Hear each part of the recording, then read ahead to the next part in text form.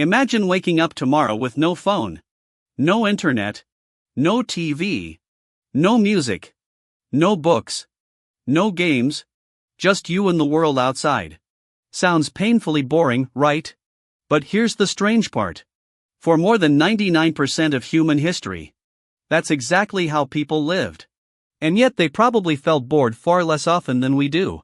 How is that possible? Did ancient humans have superhuman patience? Or is boredom itself a surprisingly modern problem? Let's find out. First, let's understand what boredom really is. Boredom isn't simply having nothing to do. It's the feeling that your brain wants meaningful stimulation but can't find it. Modern life gives us endless stimulation. Thousands of videos, millions of songs, infinite scrolling. Yet many people still say, "I'm bored." That's because boredom isn't caused by a lack of entertainment. It's caused by a mismatch between what your brain expects and what reality provides. Ancient humans never trained their brains to expect constant excitement. Their expectations were completely different. Now imagine living 50,000 years ago. The moment you woke up, your day had already begun. You had to find food, track animals, gather plants, repair tools, collect firewood, carry water, watch for predators, protect children, help your group survive.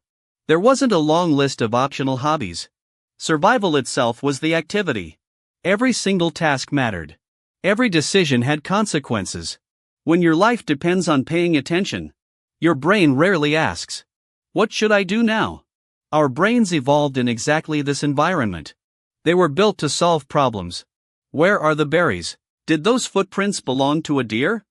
Or a dangerous predator? Will it rain today? Is that stranger friendly? Every hour presented a new puzzle. Natural curiosity constantly had somewhere to go. Today, many survival problems have disappeared. Food waits inside refrigerators. Water flows from a tap. Heat comes from pressing a button. Amazing achievements. But they also remove thousands of small daily challenges our ancestors constantly faced. Our ancient brain still wants problems to solve. When it doesn't find meaningful ones, it often creates its own. Here's another fascinating difference. Ancient humans lived almost entirely outdoors. Every day looked different. The weather changed. Animals moved. Plants grew. Rivers shifted. Clouds formed new shapes. Nothing stayed exactly the same. Nature is incredibly unpredictable. Your brain loves unpredictability. Scientists call this novelty. New experiences activate attention systems that help keep us mentally engaged. Even walking the same path could reveal something completely different. A fresh animal track. A fallen tree. An unfamiliar bird. A hidden water source. Nature kept surprising them. Modern environments are different. Think about your bedroom. The walls don't change. The furniture stays in the same place. The screen looks familiar. The routine repeats. Ironically, even though we have unlimited digital entertainment, much of our physical environment stays exactly the same. The brain adapts quickly. Once something becomes predictable, it stops feeling exciting. Ancient humans also lived in small, close-knit groups. People talked constantly. They shared stories around fires, laughed together, solved problems together, taught children, learned from elders. Social interaction wasn't something squeezed into spare time. It was life itself. Humans evolved as deeply social creatures. Conversation wasn't just entertainment. It helped survival. Every story carried useful information. Which plants were poisonous? Where animals migrated? Which valleys flooded? Stories were the original internet. Except every story could help keep someone alive. And here's something we often overlook. Ancient humans spent lots of time waiting. Waiting while hunting. Waiting for animals. Waiting during travel. Waiting beside campfires. But this waiting wasn't empty. Their senses stayed active. Listening. Watching. Smelling. Scanning. The brain remained engaged with the environment. Today, even standing in line for 30 seconds feels uncomfortable. Many people instantly reach for their phones. Our brains have become used to constant external stimulation. Silence now feels unusual. Another reason ancient humans rarely experienced boredom.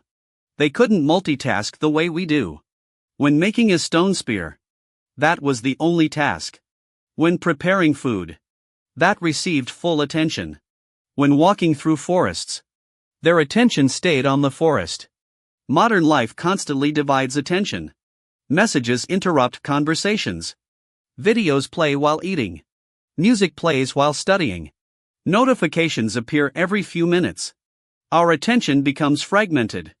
Ironically, the more stimulation we receive, the harder it becomes to stay interested in any single activity. There's also the reward system. Every successful hunt meant food. Every discovered fruit tree meant survival. Every finished tool increased safety. These rewards arrived naturally after effort. Today, our brains receive tiny rewards every few seconds. A notification. A like. A funny video. Another swipe. Another scroll. These quick rewards can train the brain to expect constant novelty. Then ordinary life begins feeling slow. Not because it actually is, but because expectations have changed. Does that mean ancient life was better? Not at all. Life was incredibly difficult. People faced hunger, disease, injuries, extreme weather, dangerous animals. Many children didn't survive to adulthood. Modern life is far safer, healthier, and more comfortable. No one should romanticize the past. But understanding how ancient brains evolved helps explain something important about ourselves. Your brain wasn't designed for endless entertainment. It was designed for meaningful engagement. That's why people often lose track of time while cooking, gardening, building something, drawing, learning a skill, playing sports, or exploring nature. These activities activate ancient systems that humans have relied on for thousands of generations. Not because they're old, but because they involve attention, challenge, movement, and purpose. So maybe boredom isn't your brain failing. Maybe it's your brain sending a message not. I need something meaningful to engage with. Your ancestors didn't have smartphones. They didn't have streaming services. They didn't have video games. What they had was purpose woven into almost every hour of the day. And perhaps that's the biggest lesson they can still teach us.